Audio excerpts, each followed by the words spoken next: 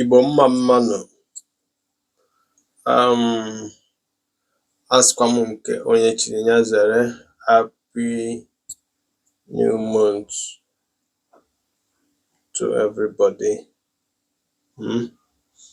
Asị m ka ọnwa mba anụnwa etu anyị si wee banye na anyị ga-afụkwa isi njedebe ya. Ihe nna-ayọ n'isi onye Igbo ọbụla bụ ogologo ndụ ala isi ike, ihe akọ ka ihe nwe ọmụmụ nwoke ọmụmụ nwaanyị.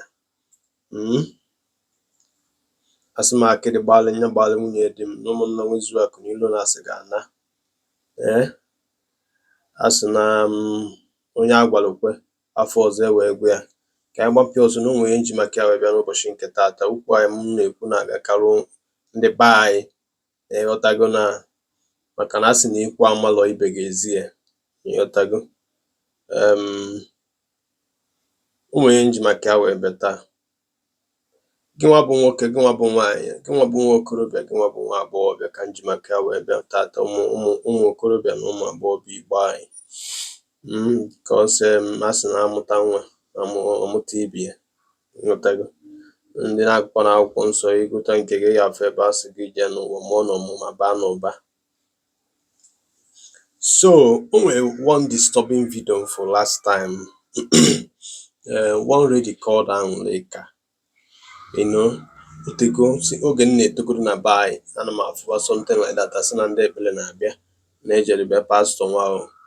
Pastọ asị na onye dị etu a na-eme ihe dị etu a, na onye dị etu a na-eme ihe dị etu a, kwuo okwu ekpere ezinụlọ, emechakwa ekpere niile ahụ, emesikwa ihe niile ahụ a ga-eme, ife na-ebe na ana ebe. Mana emekọtara ọ dịka dịtị na-agba n'ọtụtụ break, but abịa m for this video again wee sị mba that I will say something about this. Ihe nọ ebe ekwu bụ uche m, ịghọtago. Uche bụ akpa, onye ọbụla nya nke ya, na nghọta dị n'iche n'iche, ịghọtago. Ọ bụrụ etu isi afụ ka nsi afụ, ọ bụkwana etu isi eme ka nsi eme, na ịghọtago. Na bika ọzọ na-asị na ofu nne na-amụ, mana ọ bụrụ ofu Chineke, na chi dị n'iche n'iche, ọ bụrụ chi na-edu gị na-edu m.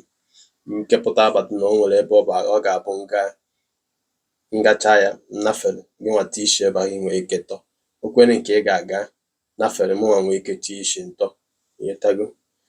So ihe ndị na-ekwu ebe a na-abụ, ajụgidego m onwe m ajụjụ since m fụrụ this video. This Anwụlịka na-eme nna ya accuse na ọ bụ nna ya mere na ọ mụtabara nwa bedie, na o jego ebe niile a na-eje eje asị ya nọ nna ya. Achọrọ m ịgbanye vidio ma ịghọtago, because achọrọ m ịgbanye the video, ị nwere ike ifu gị na social media, ịghọtago. Na so now ajụjụ ka nji wee bịa, kedu ife mee na anyị nwa bụ ụmụazị amụtara amụta ọ na-adịwara anyị too easy na pastọ maọbụ onye amụma ọbụla ga-agwa gị sị gị na onye dị etu a na-eme gị ihe dị etu a, then you believe it. How are you sure?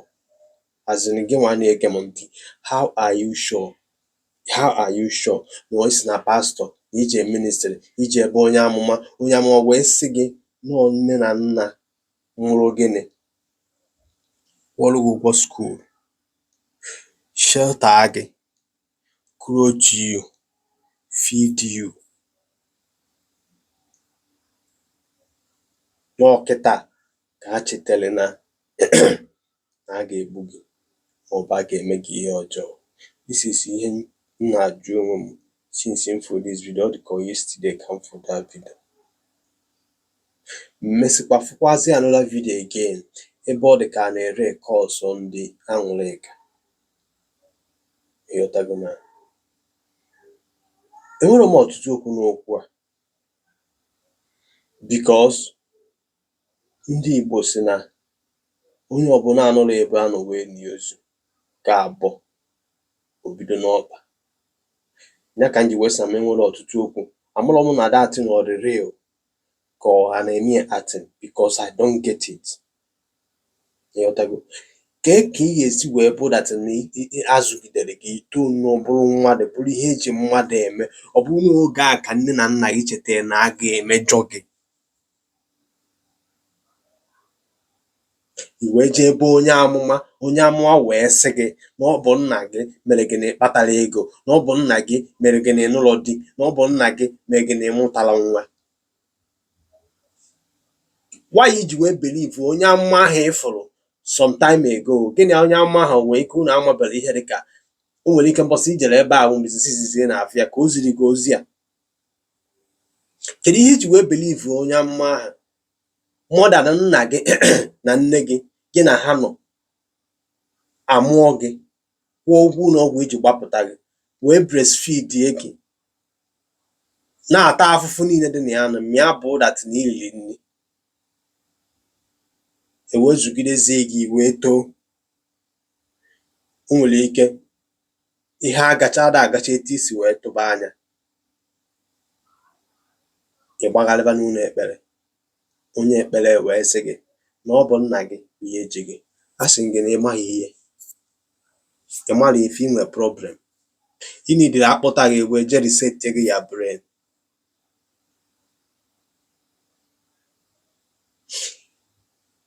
Ị nwere ike yala aghọta ihe a na-ekwu, especially unu nwa na-adịba too religious bụ dat na akọta akụkọ ndị ụka unu anụba ọgụ, chefuo dat na obu n'igwe ekekele n'igwe ka a na-enwere ụka.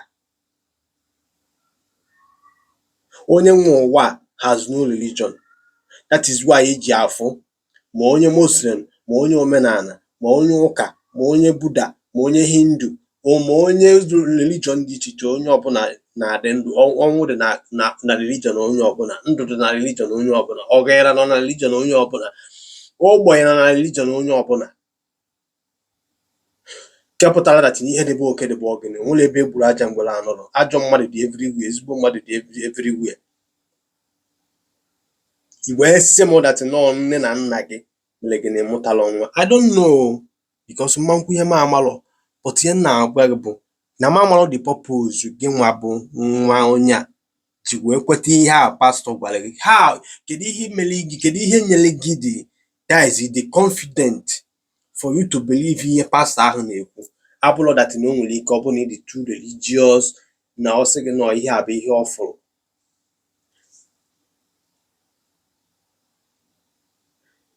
Ihe m na-ekwu ebe a bụ ọma akwa awụ arụ gbara onwe ya.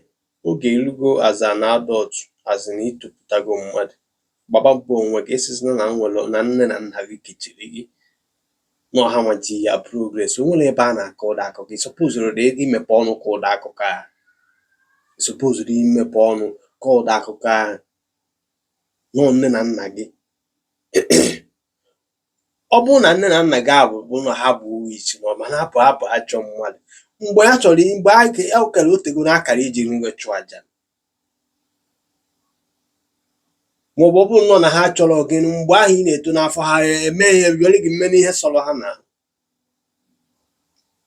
Ọ na-abụba ihe mwute. For example, etu ị nọ na nwanne m nwoke, nwanne m nwaanyị, echi niile ị ga-amụta nwa, anọkata nwa ahụ iburu afọ ime, zobe ya, cheta ya, otogide tocha, echi na o nwere ike ọ da-agba mbọ ọfụma, ma ọ bụ na o nwe ka o si bi ndụ ya, o eme ya affect, because some of ihe ifuru na-eme anyị nwa bụ amụrụ na generation a nwere ike ọ bụrụ ihe ịdaizidi the kind of lifestyle anyị bi. Emechaa m ga-eme vidio for ihe a na-agwa gị, ịghọtago na, because ụdị ndụ anyị nwa nọ na generation a na-ebi, sometimes anyị na-ebi anya ichefuo dat na o nwere oge anyị adịkata young, anyị adịba old, and then things will never be the same as time goes on with your life.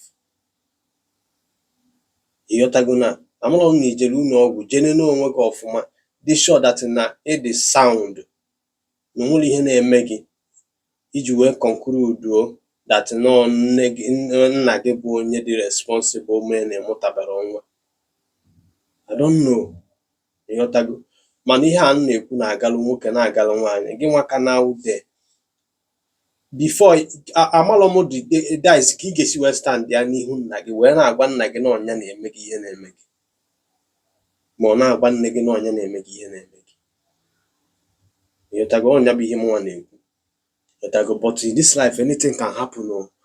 But forget all this ihe amụma anụnwa dị na be anyị, especially so called pastor maọbụ any native fucking doctor, native dibia anụnwa juru na scam ghala ndị mmadụ, ma ndị bụ pastor na scam ghala ndị mmadụ in the name of God, ma ndị dibia na-eme nonsense ha na-eme.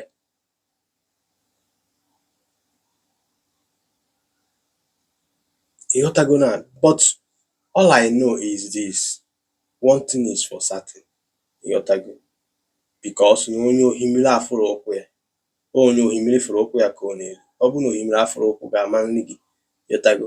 Ọ nke nwachebere n'amụma, so ha agwakwana gị ihe ahụ ị na-edere ịnụ, because ọ bụrụ na ijero n'amụma yara apụta na-aka ụdị ihe a,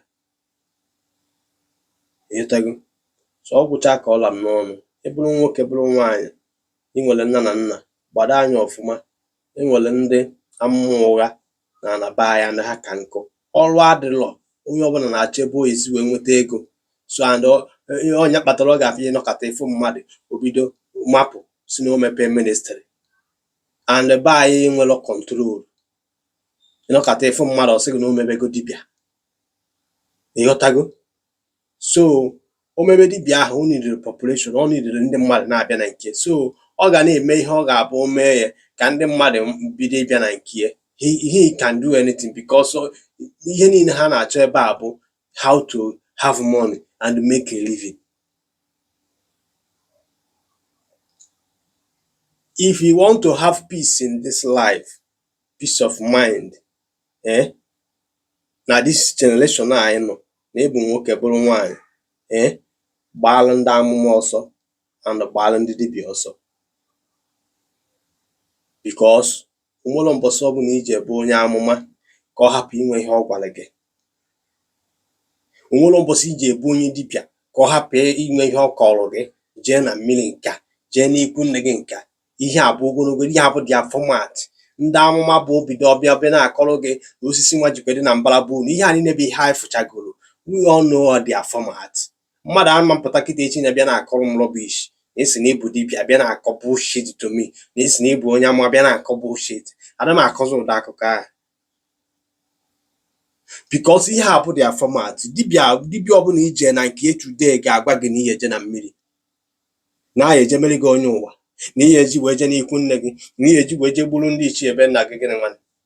Ihe a bụ dị isikwe na nke ihe pụta banye na nke onye ọzọ, the same format. Onye ọbụla nọ n'ala Igbo bụzi onye mmiri today. Onye ọbụla nọ n'ala Igbo, asụma na ije ebe dibịa aba anaghị n'ịbụ onye mmiri. Onye ọbụla, ihe a bụ dia format. Ijebe na nke ndị amụma, ebe a ka ọ ka njọ. Onye amụma ga-agwa gị na ukwu osisi nwa dịkwa na be unu, na o nwere oge akọrọ ya. Ihe a bụ dia format. Na o ji wee, especially ọ bụza na nna gị bụ onye ada eje ụka, maọbụ ọ bụ na nne gị bụ onye ada eje ụka. Ịghọtago na? Ihe m na-akọwara gị ebe a ka anya gị mepee anya ka ịfụ ụzọ, because ịdị too religious ịma na afụ ụzọ. Mana ijiri ha na-akpọ logic wee na-aga, ị ga-aghọta ihe a na-agwa, because eji ihe na-akpọ emotion were manipulate a lot of ndị be anyị, and ha believe na ha nọ na the right track, mana unu anọ na the right, ị nọ na the right track. I'm just telling you the fact. Ihe na-edu gị, ihe niile a control gị, ihe niile bụ ya emotion that they go attached to that your religion, they go attached to that your dibia, they go attached to that your pastor, but that in ihe ọbụla ọ gwara gị, you just believe it without asking question, without making an inquiry, without asking yourself, how can this be true? Ihe onye amara ada amakwa ya, ihe onye manya mara ya, abụghị ihe mụnwa nọ n'ụwa, ihe nọbịa wee buburu ugobere nke si bi ebe na asụkwa m nkwụkwakwa ya. That is me for you. Ịghọtago na asị na onye na-enye isi ya na-apụta. What I don't know will never know me.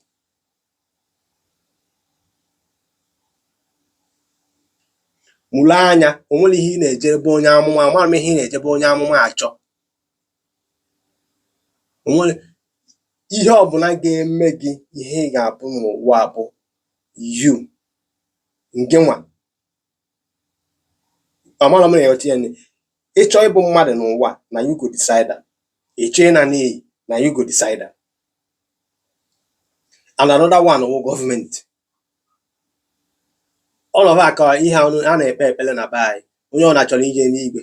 Ị ma na gọọmenti, ma ọ bụ na eluigwe ha unu na-ekwukwe na emezis, ị ma na gọọmenti can make you to go to heaven. Do you know that? Gọọmenti nwere ike ime gị ibibe ndụ dị asọ. Gọọmenti nwere ike ime gị etu anyị nọ na ibibe ndụ dị asọ, that is ibibe a holy life, bụ that na efe ihe mmadụ ịma ntụtụ ya, ịma nzu ori, ịma ntụ asị. That is gọọmenti can discipline you, bụ that na your life ga-abụ an example. That is ewere obodo gị wee na-ama atụ. Eji m ihe dịka South Korea for example. Go there ka ife ihe ka ha si ebi ndụ. Mana agwa gị akịta na ifụwakpụ because na ị nụrụ akụkọ ụka, ọ bụ anaghị brain, ị da aghọtazi ihe a na-akọ. A na-akọ n'elu, ị na-akọ n'ala. Jere na be pastọ na-akọrọ gị na nna gị ji kwe m na ọnyanwa mere gị nke ahụ, mme gị nke ahụ, ije nna onye ọbụla uche onye ọbụla dịkwa ya, uche onye ọbụla dịkwa ya.